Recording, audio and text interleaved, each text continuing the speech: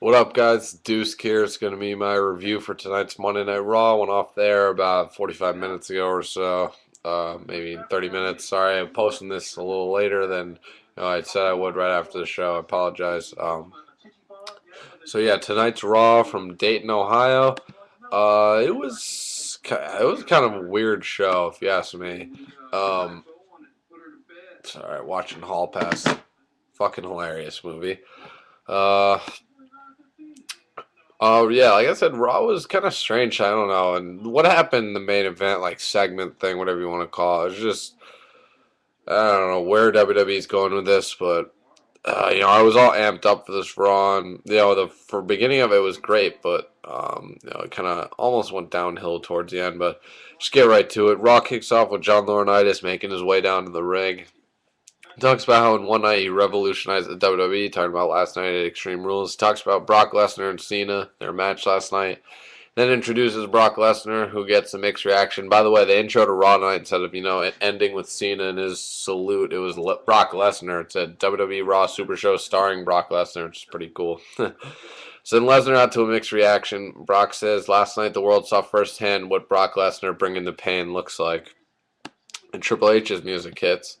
Cool to hear that, obviously. First time we've seen Tripp since WrestleMania 28's match with Taker, Hell in a Cell, end of an era, all that shite. John Laurinaitis says, Triple H, I'm sure you're here to congratulate Brock on being the new face of the WWE. And Hunter says, I'm out here for one reason, John, it's to do what you couldn't do because basically he didn't say this, but it's basically because saying, I'm here out to do what you couldn't do because you're a pussy, basically saying you should have no guts. And, the Hunter tells Brock like the demands he wanted, the private jet and all that stuff. Those are no more. Triple H rips up the agreement between Brock and Lesnar and John Laurinaitis they had signed last week.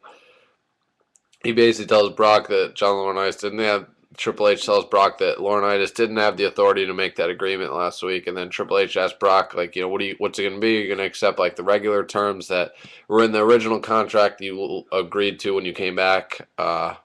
So what's it going to be? Do we have a deal? And then Triple H turns his back as Laurinaitis keeps saying, I think I'm going to have to you're being disrespectful. I'm going to have to take this up with the board of directors. Triple H turns his back and Brock attacks him and ends up putting Triple H in that Kimura arm lock that he put Cena in, that submission last night. Basically ripped Cena's arm out of its socket. And he kind of snapped it. He actually looked like he broke Triple H's arm. I doubt he actually broke it, but the way they made it look like it snapped was pretty good, convincing to me. So that's good shit. That submission is beast. Brock is just a fucking tank. So then Big Show, R-Truth, Kofi Kingston, and Sheamus run down to the ring and make the save. And as Brock, gets out of the ring, Fortress some serious trouble starts brewing, and then the segment ends with all those guys that came down helping Triple H out of the ring as Brock head to the back after he ripped his shirt off and got all intense. Back from commercial, we see what just happened with Brock and Hunter. Then we have a backstage segment with Triple H and the doctors, and Triple H telling the doctors it's broken, like it's clean broke, it's a clean break. And then later in the night, it would be, Cole would bring up that we just have received word that Triple H did in fact break his arm. So, backstage segment with Triple H and the doctors, and we then see the new, very sexy executive administrator, Mr. John Laurinaitis, Eve, who comes out. I love her, this new gimmick she's got. I really enjoy this. Granted, I do want to see her in the ring too more, 'cause she's one of the better women wrestlers, if you ask me. But she looks sexy with the glasses and her tight ass dress. Oh my goodness, shucky ducky quack quack, as my man Book would say, Booker T. Yeah, she just looked unbelievable. But she basically says tonight will be the clock tournament to determine the number one contender for the WWE, the new number one contender for the WWE title at Over the Limit in 3 weeks. Nice job, WWE, spacing your shit out. 3 weeks till the next pay per view already. So first match of the tournament is next. Out comes The Miz, followed by Santino Marella. So The Miz versus Santino Marella rematch from last night. During the match, King says he's just been informed that Lesnar's been escorted out of the arena. Boo. Fuck that. And then Miz ends up winning the match in the Skull Crusher finale at a 4:18 mark. Thank God Miz won. And so Miz sets the time at 4 minutes 18 seconds.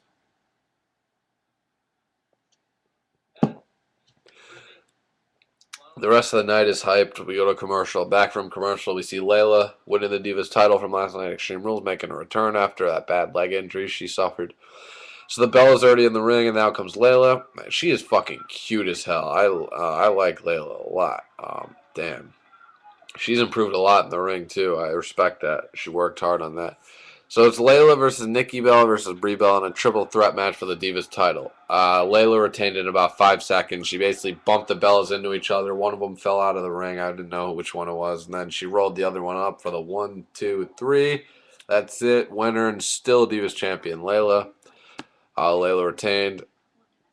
And kind of funny how that scenario played out because I'll get to what happened later. Announcement about the Bellas and their whole ordeal with the company. So yeah, Layla retains in literally about 5, 6, 7 seconds, 8 tops. After that, Cole and King talk for a little, and then out comes Y2J. We had a commercial, and back from commercial, out comes Chris Jericho's opponent for this Beat the Clock match, the tournament, and it's none other than the former Continental Champion, the Big Show. So Chris Jericho versus the Big Show, 418. 418 is the time to beat, set by the Miz. Some weird shit happens. Basically, Jericho and Big Show on the outside of the ring, and Show went to bulldoze Jericho over, and Jericho moved, and Big Show ate shit basically and went over the top, went over the ring barricade next to the timekeeper's bell, like that little area over there. So Jericho got back in the ring, but the 10 count wasn't really. It was going, but it wasn't enough. It wasn't in time enough, to beat the clock. So Jericho basically he won the match, but did not beat the time. So yeah. And back from commercial, the Miz's time is still. We go to commercial, and then back from commercial, the Miz's time is still a time to beat at 418. So then Brodus Clay to the ring, and JTG is already at ringside, so it's Brodus Clay versus JTG. This is just a regular match. Brodus wins with a splash. Boring shit. None of these crowds give 2 fucks about this fat fucks gimmick. It's horrible. Just cut it right now. The dancers are hot. They should be shaking their asses for a couple bills down south somewhere. But I'm just so sick of this. I'm really just getting sick of this fucking shit, kitty shit, man. PG area, I can only take so much more. Thank God Hornswoggle didn't come out with him. But Brodus won with the splash. No Dolph Ziggler tonight, too, by the way. It's kind of sucked. So then we see a little video package of Lesnar and Cena's bout from last night. And then we see what happened earlier tonight with Triple H and Brock Lesnar. And then backstage we see Eve and John Laurinaitis. And basically Eve asks Johnny Ace who Cena's next opponent's going to be at Over the Limit. And John Laurinaitis says he knows who it's going to be. It's just Cena's not going to like it. So I guess, Cena, you're not going anywhere now? I mean, Jesus Christ. If you need to take time off, don't let your fucking pride get... I feel like Cena's one issue. I mean, I respect the hell out of him, obviously. Just, don't let your pride get in the way, dude. It's not worth it to literally, cut your career short just to entertain us. You've given us a lot of great matches, but we can clearly see you're not right now, and your arm is fucked. Go away for a few months. Take the summer off. Come back SummerSlam, basically the summer's version of WrestleMania. I mean, just take some time off. Enjoy non-WWE life. I mean, is that, not possible for you? I mean, I know you eat, sleep, and breathe the company, bro, but come on. So, yeah, and then, back to the arena, out comes Randy Orton. We go to commercial. It's funny shit. Out comes Randy Orton. Commercial back from commercial. Out next is Jack Swagger. Vicky Guerrero introduces Jack Swagger, so it's Randy Orton versus Jack Swagger. 2 former whatever champions. Orton wins with the RKO and sets the new time at 4:16. So beat Miz's time by 2 seconds. And then it shows tonight John Laurinaitis is going to announce Cena's opponent for Over the Limit in 3 weeks. So, like I said, I don't understand why he's not taking time off. Maybe after Over the Limit he will, but I mean, come on, dude. So then the WWE Tag Team titles are on the line next as we go to commercial. And then back from commercial, we see a clip of last week with the Tag Team Champs and what happened with them.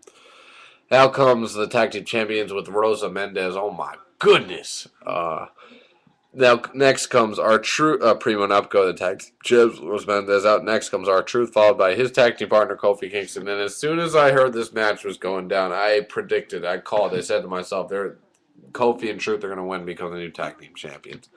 So sure enough, the next match is Kofi Kingston and R-Truth versus Primo and Epico for the WWE Tag Team titles. And the match, it was a good match. Before the match starts, Cole says he just received word that the Bella Twins have just been fired. So I'm assuming their contract they chose not to resign. I heard some rumblings, or whatever you want to call it, that they were planning on leaving WWE. So Bellas are gone, I guess. And so Truth and Kofi went after Kofi. It's Trouble in Paradise and Epico. I don't like that. I liked Primo and Epico. Finally a tag team. They both dress the same, have similar attire. The exact same attire almost. They have a manager, basically, Rosa Mendez. Had a nice 3-4 month reign or something like that going on, and they lose. Like, come on, man. Kofi and Truth, just two guys thrown together. This is like Kofi's fourth reign as a tag team champion. He's had like all of his partners have just been thrown together, like just ridiculous in my opinion. But oh well, see what happens with these guys. I mean, I'm always happy to see R-Truth with a championship, and Kofi too. I like them both. I just wanted to see Primo and Epico win, and then. So up next is another beat the clock match. We see Kane and the Great Khali walking backstage. Commercial, back from commercial. We see the now former tag team champions arguing backstage, and they run into AW, Abraham Washington. I guess you just call him by A-Dub now. And they start to talk. And Rosa says we need to talk, so they start chatting. So they're definitely interested in A-Dub's services. So then Khali's in the ring, and next out comes Kane. So it's Kane versus the Great Khali in a beat the clock match, no contest, as either could beat the time, and then Kane chokeslam Khali after the match, basically. We get hyped for Cena and his new opponent. Fuck Great Khali, he sucks. Like, just end him. He just needs to stop. Like, retire. Just leave the WWE. We get hyped for Cena's as new opponent that for Over the Limit being announced later. Back from commercial, never mind, there was no commercial. Daniel Bryan's walking backstage. And the last beat the clock match is up next, and he's in it. Commercial. Back from commercial, out comes Daniel Bryan. Yes, yes, yes. And out next comes his opponent, Jerry the King Lawler. Really? Are you fucking serious, bro? Like, come on. You can't do better than Lawler. Why not have Ziggler in there with Daniel Bryan? Make it a believable match. Because you obviously knew King versus D-Bry who was going to win. Thank God it didn't last long. D-Bry made fucking pussy-ass, ass-kissing King tap out to the yes lock with plenty of time to spare. And then after the match, CM Punk comes out to the top of the stage, and he basically, you can see him saying, "I can't wait," like just posing with his title, said best in the world. Oh my goodness, this match, it's giving me a hard on. Fucking nah, but for real, this match, this could be this has the potential to be match of the year. CM Punk versus Daniel Bryan for the WWE title. Daniel Bryan on SmackDown. Just end the fucking like brand, separation. It hasn't worked since like 2008, I swear, 2007. End it. These guys are on both shows anyway now. I mean, Daniel Bryan now is going for the WWE title, challenging Punk. He's on SmackDown. Punk's on Raw. Just have both guys on both shows, like beginning of Attitude Era, like great times. So yeah. And after that, out next, we get hyped for Cena and John Laurinaitis meeting face-to-face, where Cena's opponent for Over the Limit will be revealed. We go to commercial. Back from commercial, we see what happened at the beginning of the night with Brock Lesnar and WWE COO Triple H. And out next comes John Cena with his arm in a sling. Basically gets in the ring and says, last night he felt the same thing Triple H felt earlier tonight, that Kimura lock. And Cena says, all the x-rays say there are no breaks, and, the MRIs told me there's no tears, so my arm, like, it's not broken or torn, but it's, like, really fucked up, basically, is what he was saying. And, Cena doing his usual spiel. He's tries some jokes, just, I was just thinking, what will it take to make this motherfucker go away? Just for a few months. Now comes John Laurinaitis, who tells Cena that he's glad he showed up tonight. And Cena's trying to be, never mind. He calls Laurinaitis a corporate jackass and said his head is so far up his ass that he brushes his teeth with toilet paper. Cena's trying to be funny as usual. And then out comes Lord Tensai. As I thought John Laurinaitis, he was going to say, your opponent for Extreme Rules. Before he could even say that, Lord Tensai's music hits. And out comes Sakamoto, his like henchman, and Lord Tensai, and they both come down to the ring, and they both corner Cena, and basically have it so they're both Sakamoto's on one side, Tensai's on the other, and John Laurinaitis behind Cena, so Cena doesn't see him. John Laurinaitis nails Cena in the back of the head of the microphone. I kind of liked that. I was like, oh, all right, I kind of like this. Like to see that shit. And then he starts kneeing Cena and just starts like stomping on him and shit, and just like literally taking it to Cena. And he says, Cena, your opponent for Over the Limit is me, John Laurinaitis. I don't know what the fuck to think of that. I mean, like, I don't see this. I don't understand. Raw started off good, but then it goes to this. I don't know where they're going with this. They better not have Cena squash Laurinaitis. Be like, I'm around. I'm back, baby. I'm staying around the whole summer. I hope Laurinaitis beats Cena and maybe have Tensai help him out or something and just make Cena go away for a few months. Maybe that's how they write him off after a loss. But yeah, Tensai decks Cena, and like I said, John Laurinaitis gets on the act, and Laurinaitis crushed it. Basically, Tensai and Sakamoto were holding Cena's arm down over the steel steps on the outside, and John Laurinaitis took a steel chair and just brought the hammer down, smashed Cena's arm. And even Cole, he's like, what has gotten into you, Johnny? He loves John Laurinaitis. He likes some of the heels, and he sounded like old, like, heel face Cole. You know, like, what are you doing? Like, what is going on with the world and all this shit? And that's what I was kind of thinking. I couldn't believe what I was saying. Like, what the fuck is this? And, you know, if Cena really is going away for a few months, fine. It should have been after last night. Even though he beat Lesnar after that speech he gave, he definitely shouldn't have been at Raw tonight or gone away. After at least been there tonight, gone away after. No reason for him to be around for the next 3 weeks. And if he beats Laurinaitis at Over the Limit, what the hell next? He's around. He's going to be around. That's why I hope Johnny Ace somehow finds a way to beat him and send Cena off, you know, take a few months off for his injuries, which obviously showing he's fucking nagging. Those injuries are nagging him. So Raw goes off there with John Laurinaitis mocking Cena. He did You Can't See Me, which I always enjoy, whoever it is feuding with Cena when they do that to him. And him leaving the ring with Tensai and Sakamoto as Cena's laying in the ring in pain, holding his arm. So that was tonight's Raw, guys. You know, it's not the greatest. It wasn't horrible. The beginning segment with Lesnar and Triple H was great. So that obviously is the beginning of the Brock Lesnar and Triple H feud, which I heard some shit like that was going to happen. So, I mean, yeah, that should be pretty good. You know, Triple H, though. I mean, I love Triple H. He is one of my all-time favorites, but he really is a spotlight whore, man. Like, he can't stay out of the spotlight. I almost kind of have to respect it in a way. You know, because you never know how many days you have left to compete in that ring, so might as well get your shine on while you can. And who better to do that than Hunter? So, yeah, that Brock Lesnar Triple H feud, I'm looking forward to it. And, yeah, Raw tonight, John Laurinaitis, John Cena match Over the Limit now. Who knows what's going to happen there.